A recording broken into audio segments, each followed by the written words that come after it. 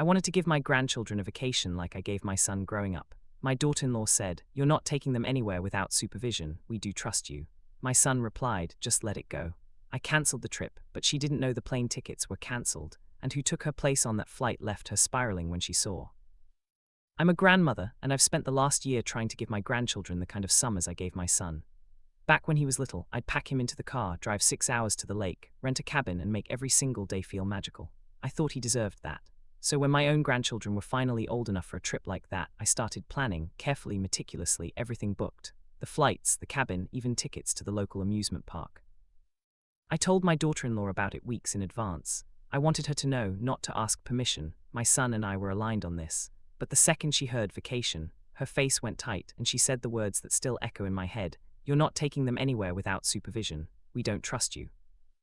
I froze, partly in shock, partly in disbelief. Not because she said she didn't trust me, because I've dealt with difficult in-laws before, but because my own son, my boy, the one I raised, just shrugged. He said, "Just let it go. Don't make it a big deal."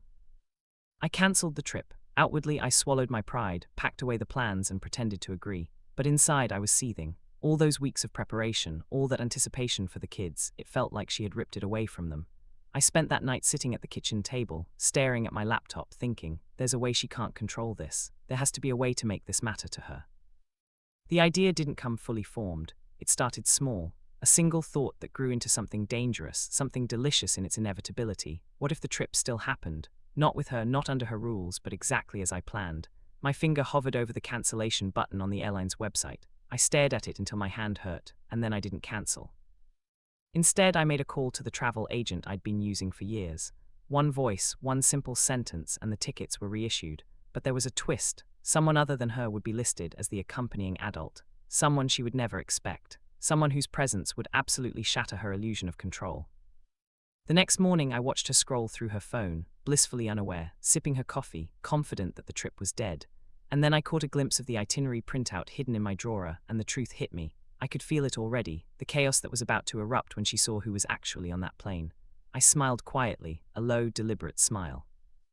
I didn't gloat, not yet, but I knew she'd never see it coming. She would spiral, she would rage, she would try to claw back control and fail at every turn. And I finally would get to watch it unfold, carefully, meticulously, like every vacation I ever planned.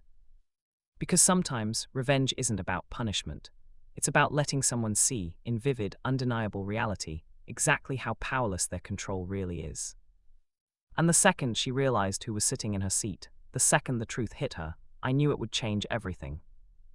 I'm a grandmother, and I never thought I'd end up in this position, fighting for the right to take my grandchildren on a simple summer trip.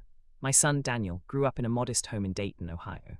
When he was little, I was the one who made sure his summers were full of adventure. His dad worked long hours, and my own husband had passed when Daniel was 10, so it fell to me to give him the kind of childhood memories that would stick forever. Lake trips, hiking in state parks, even a week in Chicago once. It wasn't extravagant, but it was magical. I wanted him to have the freedom I'd never had, the chance to just be a kid without adult tension hanging over him. When Daniel grew up and got married to his wife, Marissa, I thought things would be easy. She was sharp, well-dressed, social, and at first friendly. I let my guard down, thought she'd fit naturally into the family rhythm, but over the years a pattern emerged. Marissa was controlling in ways that were subtle at first, then increasingly suffocating.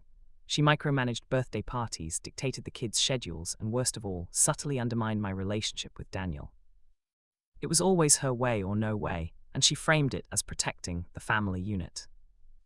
I tried to ignore it. Daniel always tried to smooth things over, shrugging off her complaints, trying to keep the peace. He'd tell me, "Mom, don't start anything, just be cool." But every time I saw my grandchildren, I noticed the impact. They'd flinch when she raised her voice, stop themselves mid-laugh when she walked in the room, check with her before making choices they shouldn't have to check. I'd catch them looking at me like they wanted permission to be happy, and it broke my heart.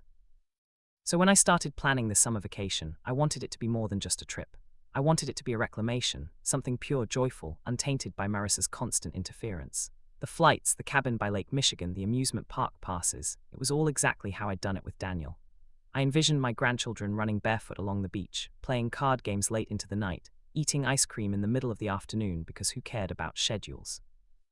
When I told Marissa I hadn't expected war, I hadn't expected the venom in her voice, the way she immediately declared she didn't trust me. Her exact words still echo, "You're not taking them anywhere without supervision. We don't trust you."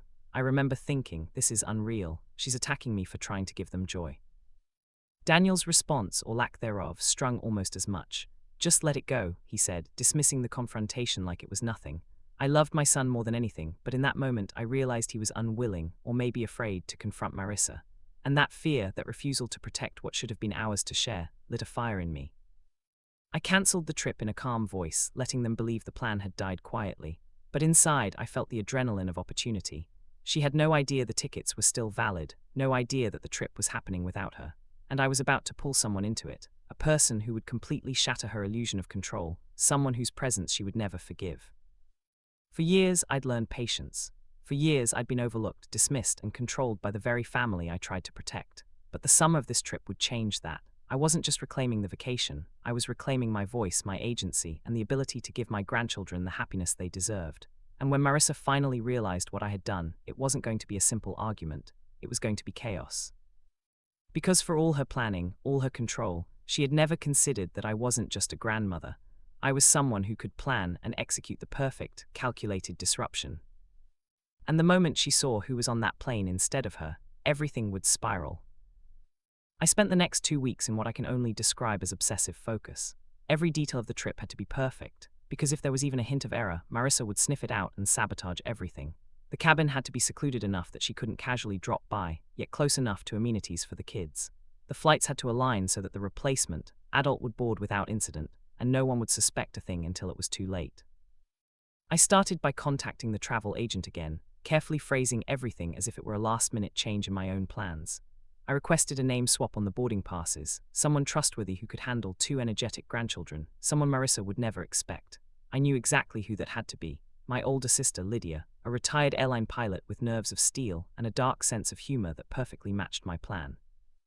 Meanwhile, I fed Marissa little snippets of misinformation, carefully curated so she would believe the trip was dead.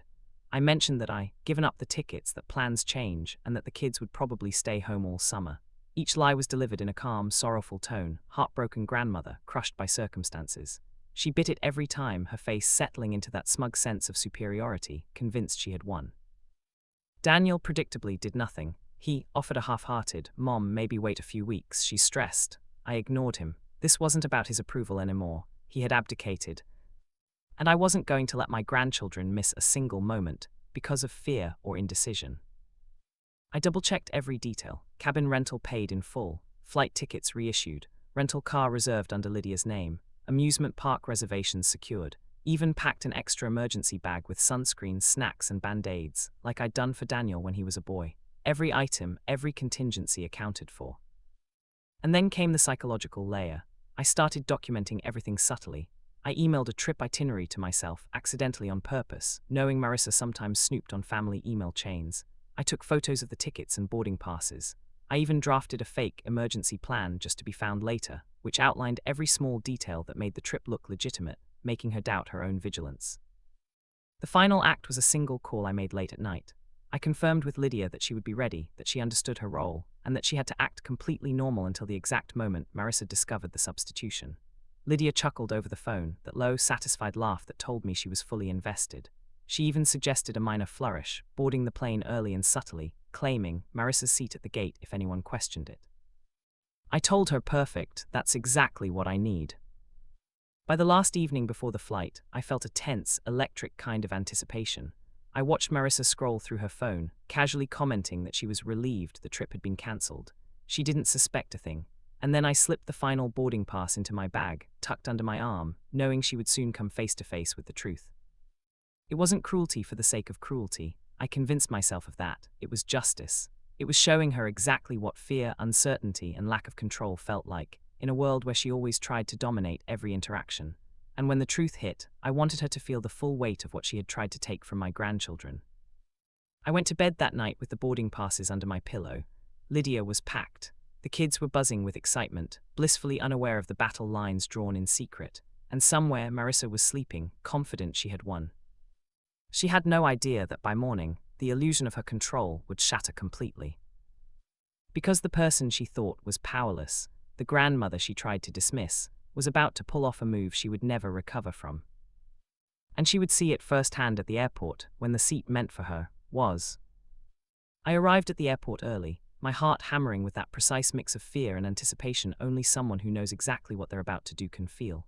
The kids were bouncing beside me, each carrying their own small suitcase, unaware that the trip had already been turned into a carefully orchestrated trap. I kept my calm exterior for them, smiling and chatting about the amusement park, the lake, the ice cream we'd devour. Marissa, of course, arrived flustered, exactly on time, her designer tote swinging impatiently at her side. She had insisted on checking the itinerary one last time, muttering about how she didn't trust me, about how she'd make sure I didn't do anything reckless. I could hear her voice in that high-pitched, controlled tone she always used when she wanted to dominate a conversation. And then it happened. We approached the boarding gate. I stayed a step behind, letting her see me hand Lydia the kids' boarding passes. Marissa scanned the line and froze. Her brow furrowed as she looked from the kids to the boarding agent who was confirming their documents with Lydia. And then she saw her seat. The one she had been assured was hers, the one she had bragged about claiming, the one she thought symbolized her control, taken, occupied by Lydia. Her face went pale. She opened her mouth, but no words came out. The airport noise swallowed her scream, and I swear I could see her heartbeat in her temples. She lurched forward, trying to hand the boarding pass over, her fingers trembling. The agent shook her head politely. "I'm sorry, ma'am. That seat is assigned to the adult listed on the ticket." She turned to me, eyes wide, veins pulsing. What is this?" she whispered. I smiled, carefully measured, the kind of smile that says, "I told you, you have no idea." I shook my head, almost sympathetically. "I didn't cancel the tickets, Marissa. I just changed the supervision."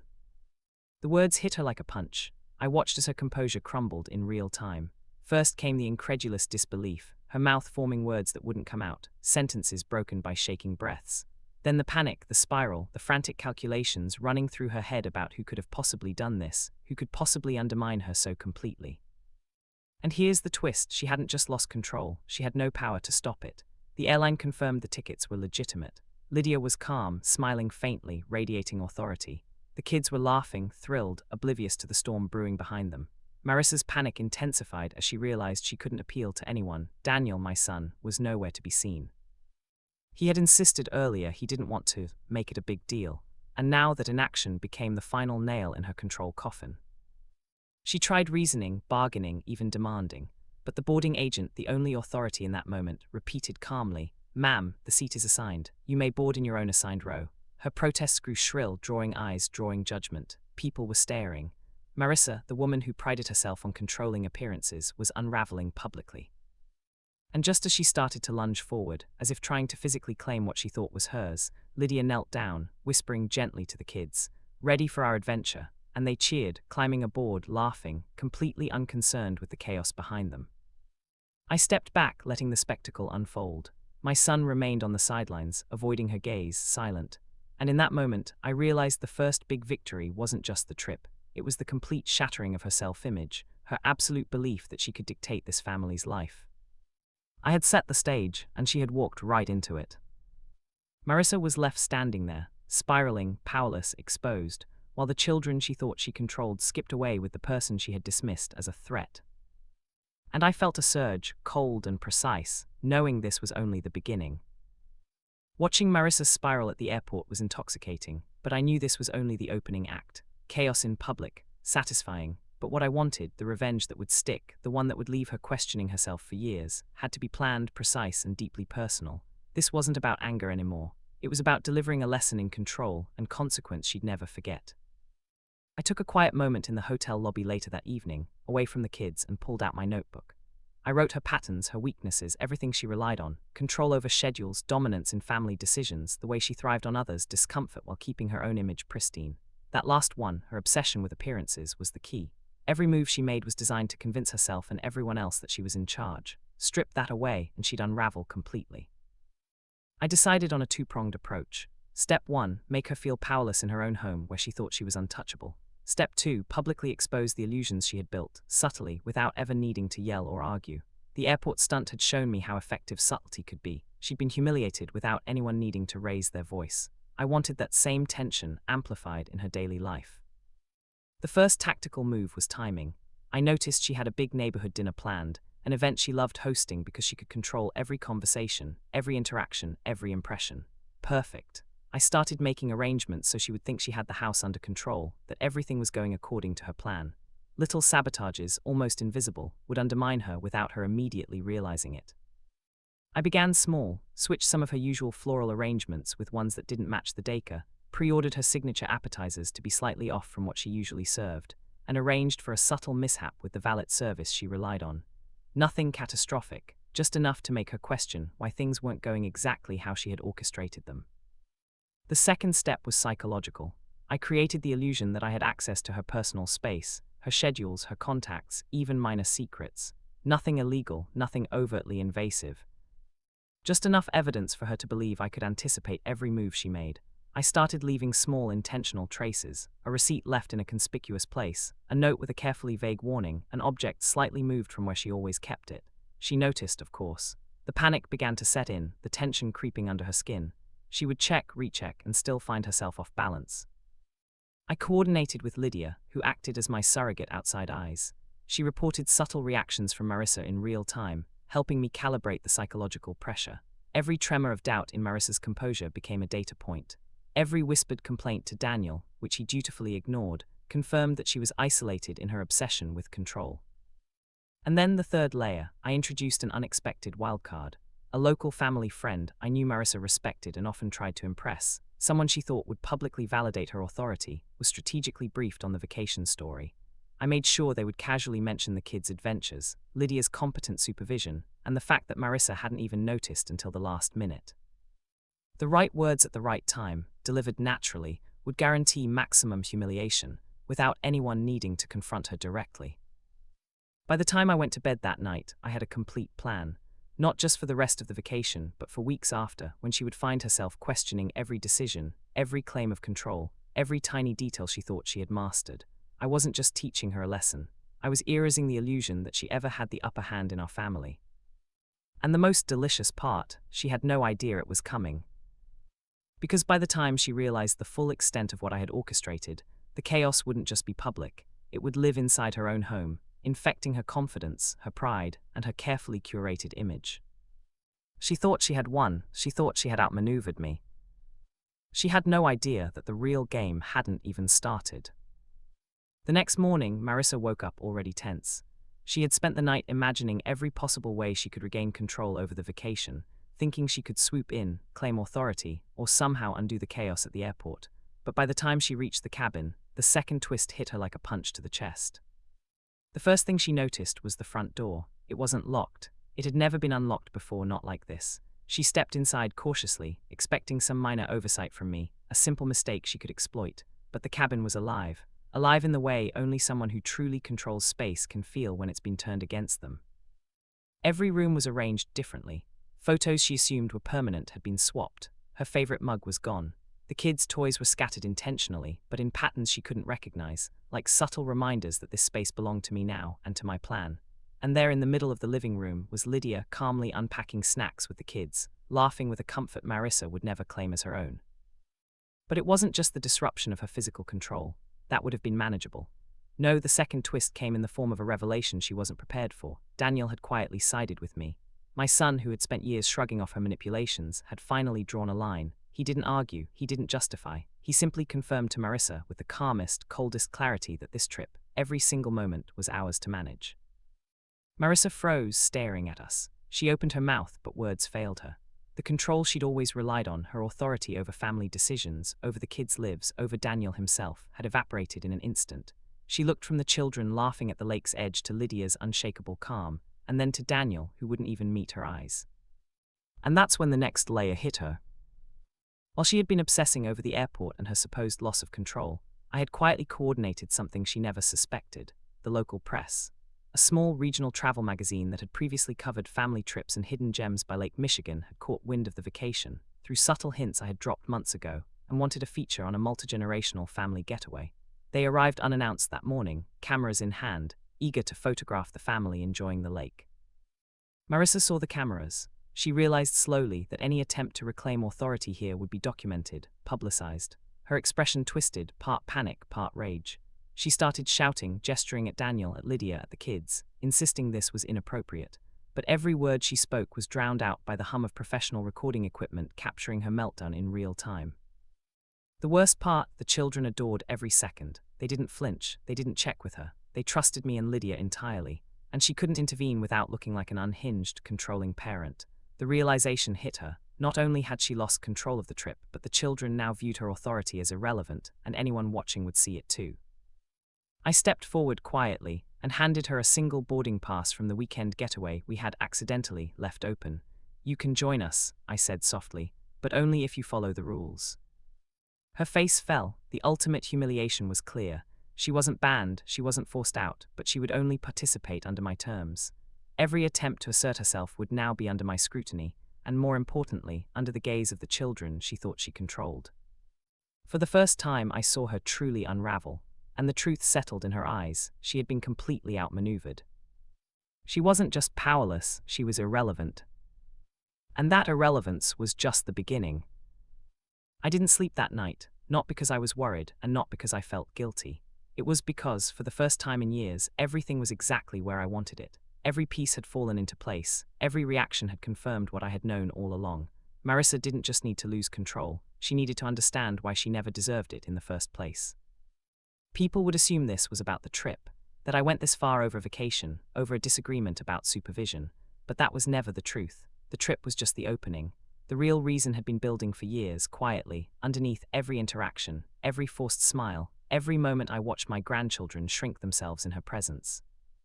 There was one moment I never told anyone about, not even Daniel. It happened about 8 months before the trip. I had come over unannounced, something I rarely did, and I heard Marissa before she knew I was there. She was in the kitchen, speaking to my oldest grandchild, her voice low, controlled, cold in a way that still makes my chest tighten. She said, "You don't need your grandmother the way she thinks you do. She fills your head with ideas that make you disobedient. You need structure. You need me." I stood there in the hallway, completely still, listening as my grandchild went quiet. No arguing, no crying, just silence. That kind of silence you only get when a child starts to believe something they shouldn't. That was the moment everything changed. I didn't confront her then. I didn't storm in or cause a scene. I left quietly, sat in my car, and realized something I hadn't let myself admit before. This wasn't just about personality differences or control issues. Marissa was actively trying to erase me from their lives, not physically, but emotionally. Slowly, carefully, replacing every memory, every sense of joy with her version of discipline and control. And Daniel, he didn't see it, or worse, he saw it and chose not to act. So I made a decision that day. I wasn't going to argue with her. I wasn't going to beg for access or negotiate for time.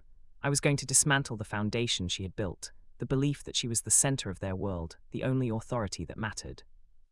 Everything I did after that was intentional. The trip, the airport, Lydia, even the way the children were reacting now, laughing freely, ignoring her tension, that wasn't an accident. I had spent months rebuilding their trust in me, reminding them, subtly, carefully, that they were allowed to feel joy without asking permission.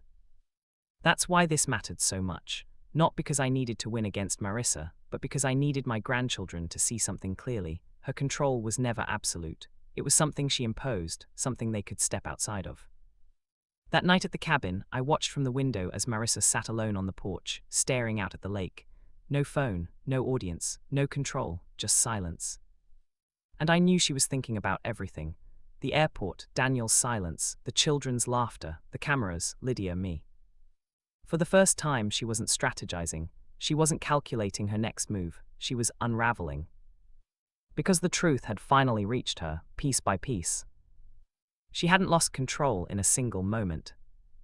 She had never actually had it. And what I was about to do next, the final step, wasn't just going to prove that to her. It was going to make sure she could never rebuild that illusion again.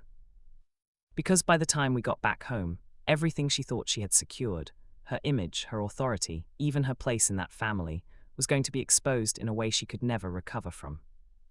And she still had no idea what I had waiting for her. By the time we returned home to Dayton, everything looked normal on the surface. The house was clean, the neighborhood was quiet. Marissa walked in ahead of us, shoulders stiff, trying to reconstruct some version of herself that still looked in control. But I could see it in the way she moved, hesitant, measured, like she no longer trusted the ground beneath her own feet. That was exactly where I needed her. The dinner she had planned weeks before the trip was still on the calendar. She hadn't cancelled it. Of course she hadn't. That dinner wasn't just a social event, it was her stage. Her place to reassert control, to prove to everyone that whatever had happened at the airport or the cabin was just a misunderstanding. She needed that night to restore her image. And I let her have it. I said nothing as she prepared. I watched her move through the house, checking every detail, correcting every placement, rehearsing her tone. She thought she was rebuilding. She thought she still had time to fix things. But I had already been there. While we were away, I had arranged everything quietly, not illegally, not recklessly, just truth placed exactly where it needed to be. The guests arrived right on time. Neighbors, colleagues, a few of Daniel's co-workers, people Marissa carefully curated into her life, the kind of audience she thrived in front of. I greeted them warmly, stepped back, and let her take center stage. For the first hour, everything went exactly how she wanted. Polished conversation, controlled laughter, perfect presentation. You would never know what had happened days before. And then the first crack appeared. One of the guests, someone I had spoken to privately, mentioned the trip. Lightly, casually. The kids had such an amazing time at the lake. I heard it was a whole feature-worthy experience. Marissa smiled too quickly, nodded, tried to glide past it. That's when the second guest spoke up. Yeah, I saw some of the photos already. That travel piece looks incredible. Didn't expect to see your family in something like that. Her face changed, not dramatically, but enough for people to notice. Because she hadn't seen it yet. I had made sure of that. Right on cue, Daniel, quiet, steady Daniel, picked up the remote and turned on the living room television. He didn't look at her, not once. And there it was. A segment from the regional feature, clean, polished, undeniable. Footage of the lake, the cabin, the children laughing freely, running, playing, completely at ease. Lydia getting them, me beside them. And Marissa. Barely present. When she did appear, it wasn't how she expected. It was that moment at the cabin.